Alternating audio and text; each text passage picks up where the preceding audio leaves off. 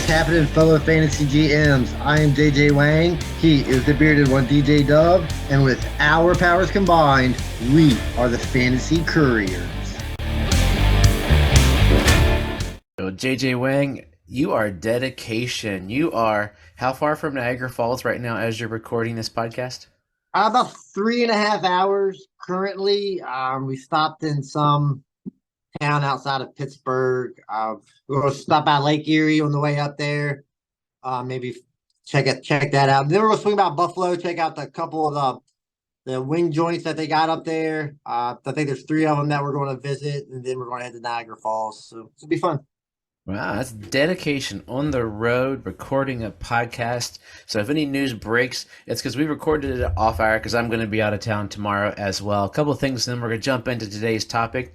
Number one, bees seem to be our nature, JJ Wang. You got attacked by bees 2 times this week. Yellow jackets have mauled me. It must be the theme of the Couriers. I have it in the middle of my back, all over my feet. I feel your pain. DJ Dove rankings went live today. I just wrapped them up, went through them. I'll be tweaking them. Wide receiver is a big hot mess. Let me just tell you that. I'm sitting there. You can go pretty deep with wide receivers, making me think about my drafting strategy this year more so. And running backs was fun because I feel like I can start later. I don't even know what to do when drafting this year. I think I just got to play the board as we go.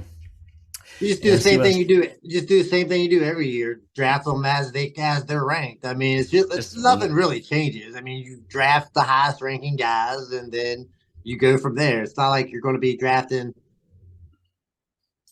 a guy ranked 92nd in like the 4th round. I mean, it's still, but like I said, it's just there's just so many guys. It feels like that's the hard part. You just don't know who to pick.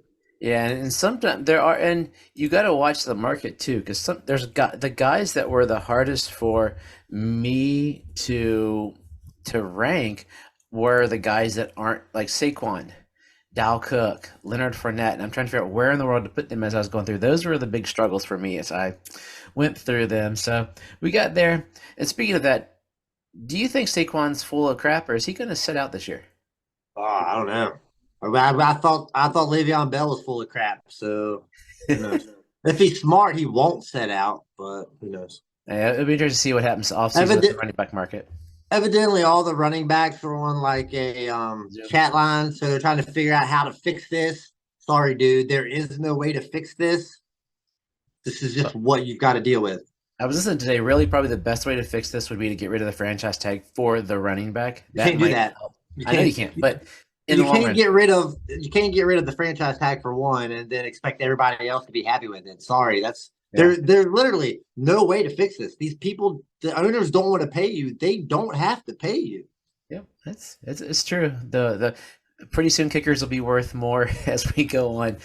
Quick this week, one of the big things I'm doing, a little bit of housekeeping, is trying to get the Couriers to hit up with people. If you're on Facebook and you want to help spread some social media love, just feel free to share our posts. Also, if you listen to us on Apple Podcasts, give us a nice little comment there or some stars so that people can meet the Couriers, see JJ Wang's handsome face there all the way up in Pittsburgh, and get some of our wisdom. So this week, we're doing something a smidge different. We were going to jump in and we're going to talk about dark horse guys.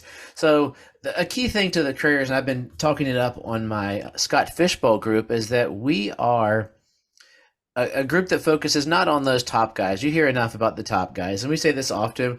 You're going to hear about CMC, Justin Jefferson, all of them occasionally, probably a little more during the next month as we talk about rankings. But we like to hit guys that other podcasts might not talk about except like once a year. Hit the guys that aren't going to help you at all in fantasy unless the guy ahead of them gets injured. No, we hit the guys that are that next tier because nobody wins a league in the first 3 rounds, but most podcasts spend hours ad nauseum talking about the first 2 or 3 rounds of a draft.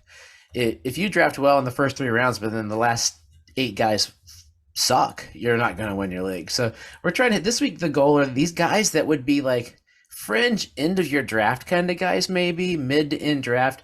They could be a flex guy, and if the stars align, they could really help you towards the end, or they could help you or not at all. So we got one for each position and a rookie to close us up. That's what you've got. That's not at all what I've got. The Pennsylvania weather. He's getting ready to go to that Canadian smoke. Okay, well then who is your first guy? Well, my first one, I was running back. I'm going to go Zamir White here. Of course, Josh Jacobs, great year last year. He's always been like a top 10 running back. Of course, we talked about it earlier. The franchise tag with these running backs is getting very, very sketchy. So we think he's going to play, but we're not 100% sure. But if he does play, I mean, it's kind of neither here nor there. But like the one person can get all the run in the backfield. It's just not possible. And Zamir White is the backup running back. They don't pretty much anything after that. So it's Jacobs, Zamir White, and let's run the ball because they got Jimmy Garoppolo at quarterback. So they're not going to throw very much. So they're just going to run the ball as much as possible. And I think Zamir White, I mean, even if um dude Jacobs? doesn't get hurt, he's still going to get some run. So yeah, I think if he gets hurt, I mean, he goes slide right in. I think Zamir White has the possibility, like I said, especially in redraft. Are you drafting him? Probably not. But like I said, dark horses. If you want somebody on the end of your roster, I think this is a guy that might work out. Yeah, I mean, it's funny. We thought this as well last year, and then he got next to no touches, which I thought was shocking. But then again, it's part of my opinion of Josh McDaniels, who I think is a terrible coach. Well, I mean, rookie running backs. I mean, he was late round. It's not like he was a high round draft pick. And Josh Jacobs was murdering it last year. Why are you going to hand the ball to anybody else? Hmm? It's Yeah, I kind of mean, like It's kind of like the Barkley situation. Why are you handing it to anybody else? So I mean, these guys got to get hurt before they will be yeah. relevant. What if I were to tell you that if you're drafting in a PPR league at the 283rd pick, you could get a quarterback who has thrown for 3,500 yards for 3 seasons? That'd be a pretty standard, pretty good get, right? Sure. What if I were to tell you that that quarterback was Baker Mayfield? I feel about the same way about him as I do about Jimmy Garoppolo. So Uh, I think for me, situation is what dictates. Baker's a guy that I don't have a problem throwing a dart. This is a guy late in, and I'm thinking more super flex. If you're in a one quarterback league, Baker's not even a thought. But most of us have transitioned over to super flex one way or another, and you need to fill that last bench. In my Scott Fishbowl thing, I was like, and quarterbacks went crazy, and I had to fill some other spots. So I was like, I need a last quarterback. I got Baker. I'm getting ready to pick Kyle Trask just in case, because you never know in the NFL. But Baker steps into a situation where he has Mike Evans, he has Chris Godwin, he's got Cade Otton, he's got Rashad White ready to break out, and Keyshawn Vaughn is watching them all play football. And the team, I think, is going to be terrible. Defense isn't going to be stellar, so he's going to have to throw the rock. He's had a couple good years. He was a number one draft pick. I mean, this is his last chance. And at that point in the draft, if you pull Baker and he has one of those 3,500-yard seasons to be your super flex third quarterback, he could slip into your second quarterback and help get you over the hump. sure. I mean, absolutely. I mean, considering Baker's still living off the second half of his rookie season, it's pretty much why everybody still likes Baker. After that, he's been well below average. I believe. I don't think he's been a very good starting quarterback at all. Don't think much is going to change there in Tampa Bay. Tom Brady struggled last year with him. I mean, he threw for a lot, but he struggled. And a 45-year-old Tom Brady is still better than Baker Mayfield at any point in his career. So, I mean, yeah, dark horse, absolutely. I'm probably not having him on my team. Okay, I'm gonna jump to I'm going along with the theme. I was gonna hold Baker for a moment, but my next guy goes along the Zamir White kind of theme. We're talking about running backs who are not maybe not play. Like I think Jacobs will play. He's never really said like I'm not gonna play. Saquon, on the other hand, I think I wrote in a couple of our leagues. I think the Giants would say Saquon, peace out, dude. We're gonna sign Dal Cook. Although it seems like Dalvin Cook, there was a rumor going around today that he might have a suspension coming or something. I could be bogus. Who knows? But Saquon burned a lot of bridges this week. One of his comments was like, F my team, F my teammates," and I'm like, those are the guys that will support you. And I'm curious to see what they're going to say. I don't think he said it. I don't think he said it like that though. That's not how. I don't think that's how it was He said, said. "I could say F my team. I could say F my teammates." Yeah. So there's a big difference in saying I could say that and I said that. The comment. Let's see. I'm trying to get it real quickly here. But yeah, I know what you're saying. But he didn't say F my Oh, teammates. my leverage is I could say Yeah, F the Giants, F my teammates, yeah. and to me, if I'm sitting on a team, if he throws that out, I'm like, man, this guy's saying I could sit. I don't know, but my point is, just recently they signed a guy we liked a couple years ago, but basically died and was left for dead. That was James Robinson. James Robinson now plays for the New York Giants.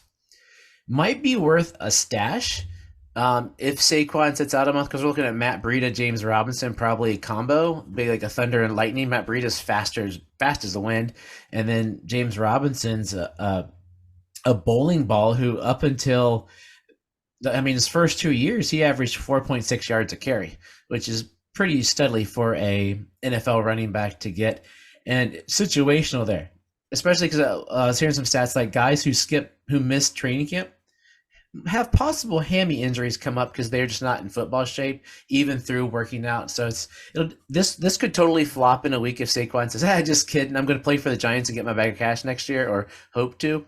But if it lingers, James Robinson could have some flex appeal for at least the first month of the season. It's possible. He hasn't been all that great the last year or two. He's got an opportunity. He's been okay, but I feel like it's Last year's probably bad. about to. He's just going to be like that running back that's going to be on a team for the rest of his probably rest of his career and just never really get a whole It's gonna be a lot of trivia running. question, isn't he? Yeah, pretty much. Basically, But I think, like he he was was like so I said, good. I love the guy. It was great while he lasted. My guy, I'm gonna go with a guy that pretty much like kind of started me with fantasy, like one of my first like guys that I really liked when I started doing dynasty, and that's Paris Campbell. He also I think plays for the Giants, correct? That's where he's at. He plays the Giants, right? So Paris Campbell, his first 2 seasons, injury bug, nobody liked him, always hurt. Last season, he played all 17 games, had a decent season considering the fact that Matt Ryan was throwing it to him. And considering that he missed his first 2 seasons, the third season, like I said, way better than anybody. I think it was like 800 yards. I think he got like 2 touchdowns. So, I mean, if you're looking for a dark horse, I mean, the slot receiver, new quarterback, now they're not going to throw a lot, but he can get down the field. Maybe, like I said, fourth year wide receiver. Back in the day, it would take 3 years for these wide receivers, to earn their spot on the roster. It's not like that anymore. But this guy's still young, still fast, played a full 17 games. And I think at this point, you can't give up on guys like this. You still got to give them an opportunity. And along with my last thing, during OTAs, they were lining Paris Campbell up in the backfield. Yeah, I'm not worried about that. But I mean that. But if they're going to give him some touches, that if we're looking for a path to He Paris get some Campbell touches, Paris Campbell's like 5'10", 170. I don't see him getting a lot of touches out of the backfield. his speed in this modern NFL, I don't know. But if I believe Chain could How get their many work done, wasn't big. how many times do we hear this? Oh, tons. But it'll be. Exactly, and it never pans out. So I expect Paris Hilton to line up in the slot 100% of the time. I can't wait to see Paris Hilton, see how many scores she can get there when she goes for it. Yeah, Freudian slip. I love it. But yeah, Paris Campbell, it's not a terrible pick. How many times have you had him on and off your roster over the years? I've had him a lot. dozens of times. Drop him. Oh, maybe he's coming back. Drop him. Because he's got that D-Jackson. D-Jackson is like almost like my epitome of the best ball guy you could have. He's going to get you Yeah, 110 yards and 2 touchdowns or 5 yards. yeah. I So mean, that's all you can ask for at this point is for a flex spot. I mean, if he plays well. yeah, so my next guy is a maybe if all the stars align kind of guy, a guy we liked. I'm gonna tell you 2 guys' college stats. One guy had 1,180 yards, 13 touchdowns, and the other guy in his career had we'll say we'll do last 2 years, had 1,700 yards and 12 touchdowns. The first guy was Ramondre Stevenson, and the second guy is Keontae Ingram from the Arizona Cardinals. We thought last year he might show something. Keontae Ingram showed diddly squat. He had a whopping 60 yards last year and a touchdown in a place where we thought James Conner gets hurt. He's probably going to get hurt. He scored too many touchdowns the year before, but he just consistently plodded along, and I like seeing James Conner succeed. But the Cardinals aren't going to be good. They're going to be, right now, I think they're the odds-on favorites to get the first pick in the draft. Kyler's not going to come back for a while. You're going to start with Colt McCoy maybe or Thune as their quarterback. So Keontae Ingram might get some play in here to see what they got in the second year running back, or James Conner might get hurt and then he steps up. So if you have deep rosters or just a guy to monitor, Keontae Ingram might be one to keep an eye on. Yeah, I mean, worth keeping an eye on. But like you said, all this deep rosters, if you're playing redraft, there's really not a deep roster that you're going to keep these guys on. These are the guys pretty much you're going to be picking up off the paying your money on the waiver wire for. I mean, that's what these guys are. That's what these dark horses Or are dynasty for. stashes at least. Or dynasty stat. Well, dynasty stats are probably already Already on on somebody's teams. team, Yeah. most likely. So yeah, I mean, there's a chance James Conner likes to get hurt. But if James Conner's playing, he's going to get all the run. So I mean, I like Keontae Ingram. I don't have much to say. Like I said, didn't get a lot of run last year, but I mean, given the opportunity, who knows? Maybe He's I'm got gonna good size. I'm gonna stick at wide receiver here. This is one of my favorite guys last year. I'm gonna go John Mechie. So Ooh. we want to talk about opportunity. I think the opportunity is there for John Mechie. So he's a second round pick. So he's a high pick.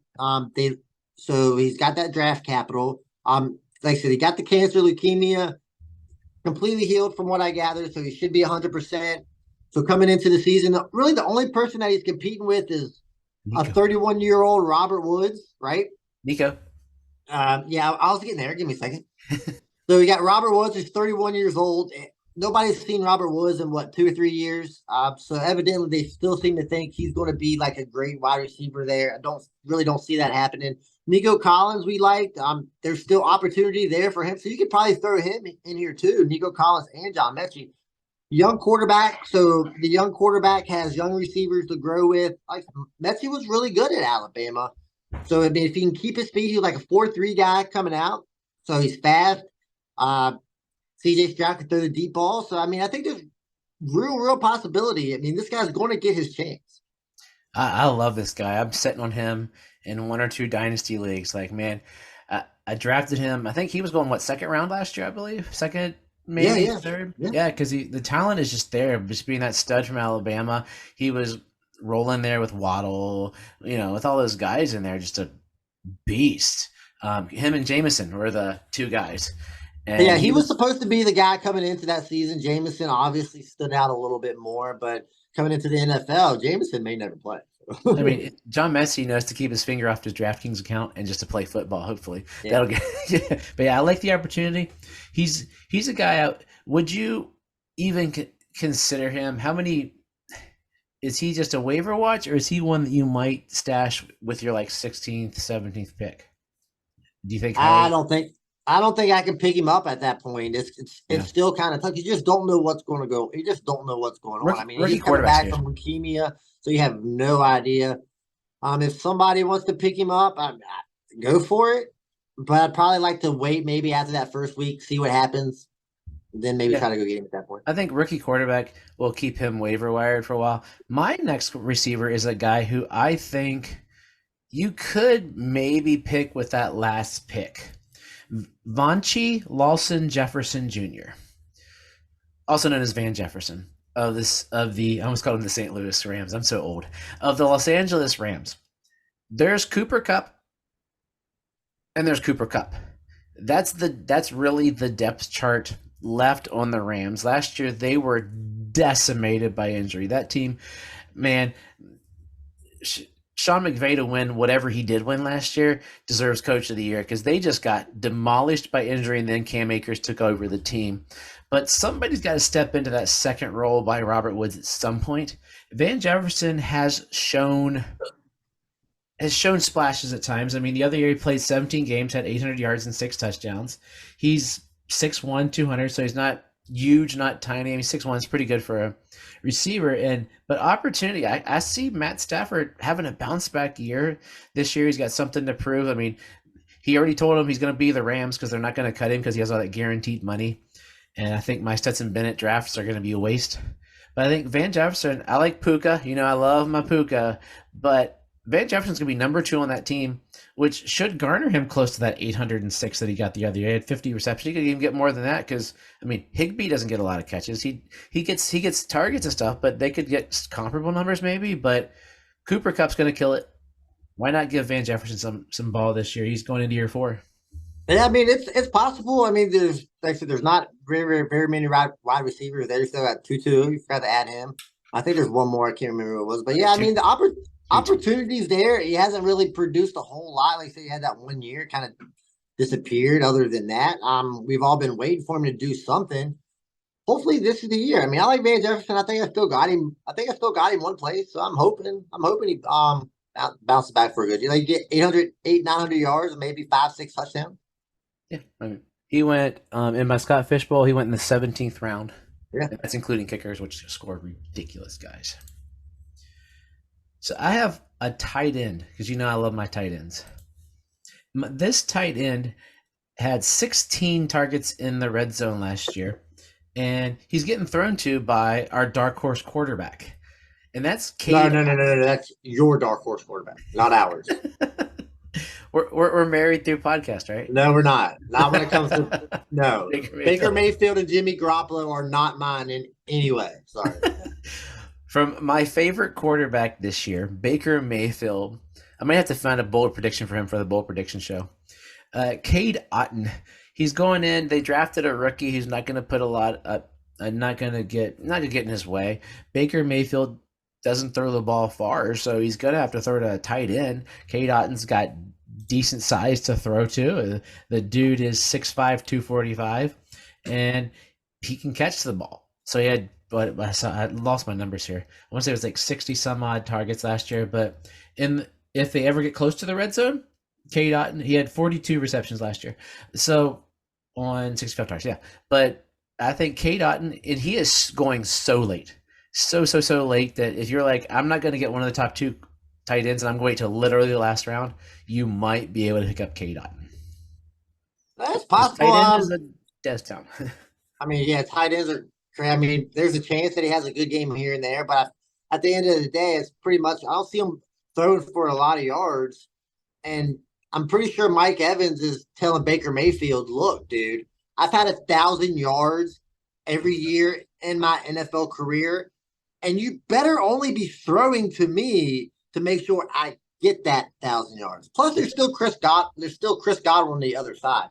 So Baker's going to be throwing to Evans a lot, pretty sure, even in the red zone. Big target. You got Godwin Godwin's a huge target in the red zone. He gets a lot of targets. So, I mean, there's not going to be a lot of targets to go around, but yeah, he is a tight end. You only need like 3 catches for 30 yards to be relevant. So, I mean, yeah. You know that Mike Evans, if he can get that 1,000 yards this year, will be tied for second with the most 1,000-yard seasons in a career with Randy Moss. Don't think he's going to. I'm pretty sure he's the only person to do it consecutively this many times since his rookie. Yeah, probably. Yeah, I think that's every year he's had 1,000 yards. I'm pretty sure he's the only one to do that consecutively this year. I remember his story coming up. Seems like yeah. So my last guy here, I'm going to go New England Patriots. I'm going to go Pierre Strong. Of course, we all love Ramondre Stevenson. There is talk of Dalvin Cook going to the Patriots, but it seems like everybody is going to the Patriots as a free agent. So I don't really see that happening. Of course, there is Ramondre. New England is usually like a 2 running back, type deal. The last couple of years with the other running back, your favorite boy, Damian Harris, my boy. The different Pierre Strong can catch the ball, so maybe he can line into that James White role. He did break off a big run last year. So maybe a little thunder and lightning type with Ramondre. Ramondre is going to get a lot of carries. There's not much behind Pierre Strong, so it's going to be Ramondre and Pierre Strong, and I think they're going to run the ball a lot because they got Mac Jones at quarterback. Hey, I like some Pierre Strong. And to the Dalvin Cook thing, I think he's going to every team in the NFL. I saw him going to Tampa today. I've seen it. I mean, apparently New England's, from what I hear, they're throwing money at him just to make Miami and the Jets spend more money. Pierre Strong could get that lightning roll, or Ramondre could throw for 1,000 yards. I have Pierre in a couple places. I like the opportunity, and we've all been waiting for a James White since James White. Since James White. And I mean, Pierre Strong's not a small dude. That's the interesting thing about it. I mean, he's 212, 5'11", so he's got, if he catches the ball and he hits it, for a running back, yeah. Yeah, so it's a good size. He's over 200 pounds, which is the new, Yeah, if Ramondre goes down, I mean, he's got, like I said, he got the size. He could fill in, be, maybe that RB1 for a couple weeks. Yeah, that's I can't argue. I like him. He's a little interesting. He's a little older too. So I got two guys to throw out. Just naming real quick. Rookies we've talked about ad nauseum. A guy to keep an eye on. It sounds like when I made the show docket, Deneric Prince was a name I was thinking of out of Tulsa, the rookie at Kansas City, because Pacheco was supposedly he's starting on the pup right now, but they're saying signs are looking that he might come in. But then again, I'm looking at Kansas City. They'll throw in you, me, my wife, my daughter, and my son, and your daughter in at running back and still be successful. Because Pacheco's got no draft capital. They get a first round guy. They don't play him because he's always hurt or he stinks. So Deneric Prince might be a guy just to keep an eye on, or if you're in Dynasty and you got deep rosters, stash him there at the end. I've seen him on a bunch of waivers for a week or two. See if he even gets touched or taxi squad him. And possibly Dwayne McBride in Minnesota. We talked about him, the guy with 5 catches in college and a ton of running yards.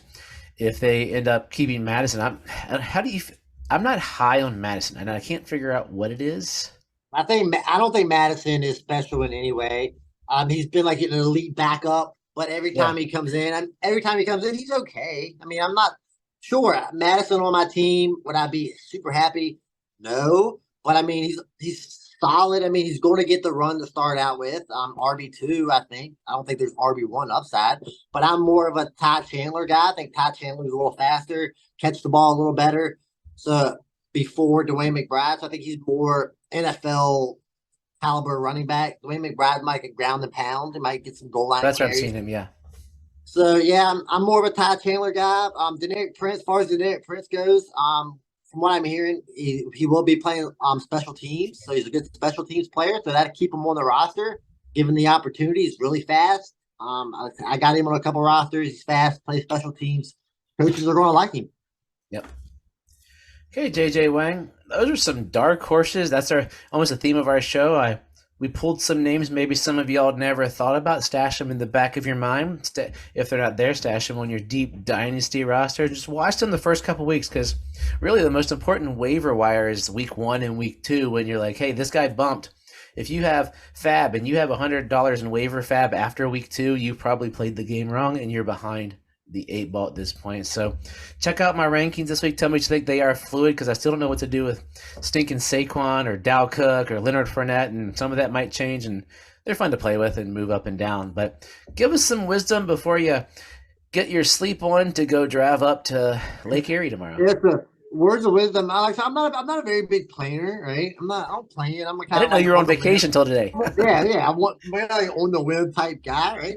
So I end up leaving a day earlier. So the words of wisdom: make sure you get your hotel rooms in advance because if you try to go get one Did that. last minute, it's a little hard. I went through 7 hotels before I actually found one that can fit me in. So I'm glad but yeah, if at all possibility, make sure you book your room in advance just so you know you got a room where you're going. Eventually, you'll find one, but it's a pain in the butt. But It's as always, trust yourself and trust the process.